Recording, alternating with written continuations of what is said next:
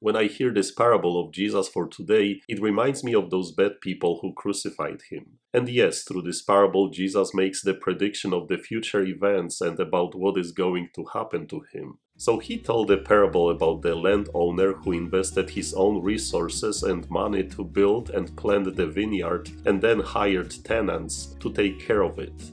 And no, the landowner didn't give away his vineyard to those tenants, but only asked them to take care of it while he went away. He probably paid them very well for that. But that wasn't enough. They were extremely greedy and wanted to take possession of the whole, very profitable vineyard. And when the landowner sent his servants once, then twice to obtain the produce, the tenants seized the servants and one they beat, another they killed, and a third they stoned. So finally he sent his son to them, thinking, "They will respect my son." But when the tenants saw the son, they said to one another, "This is the heir. Come, let us kill him and acquire his inheritance." And they ended up killing the son. So again, when listening to this parable, we all think about God sending prophets to his people, reminding them that they are only tenants in this world and their job is to produce good fruit for God and other people. However, his people did ignore those prophets. And when he sent his son, thinking they will respect my son, they killed him. They killed Jesus Christ, they killed the Son of God.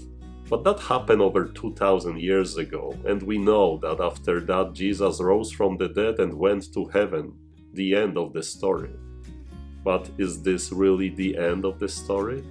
Doesn't this story repeat itself even today with us?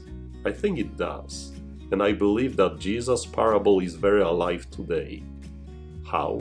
See, God created you according to his image. He gave you and me our body, soul, and free will. He invested so much love into each one of us, and he expects us to bear good fruit that will benefit others and attract them to him, to multiply that love he gave us.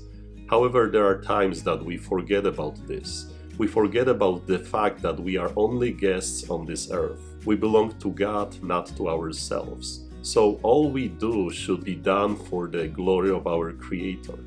Yet so many times we just desire our own glorification, and then God sends us reminders telling us, remember to be humble. All you have gained, and all you have accomplished in life is because of our generous God. But still we push this thought away. We forget about God when all is going well. There is so much fruit that we can enjoy, keep it only for ourselves. Why should we share?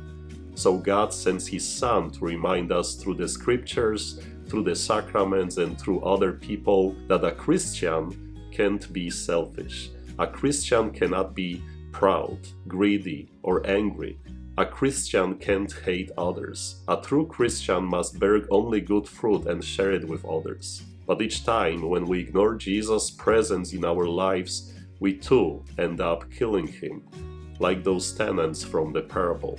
We all sin and we all make mistakes. However, the Son of God comes to us to remind us that we must turn away from sin and bring good fruit into the world.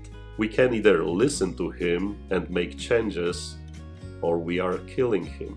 See, he will put those wretched men to a wretched death and lease his vineyard to other tenants who will give him the produce at the proper times. Jesus wasn't killed only once. He is being killed each time when we reject him, when we don't listen to him, when we seek our own glory, sinking in selfishness and pride. So putting this all together, we have been entrusted with the vineyard to bear fruit for others. This is a great honor. It is also a great responsibility. So let's go to work, and God bless you.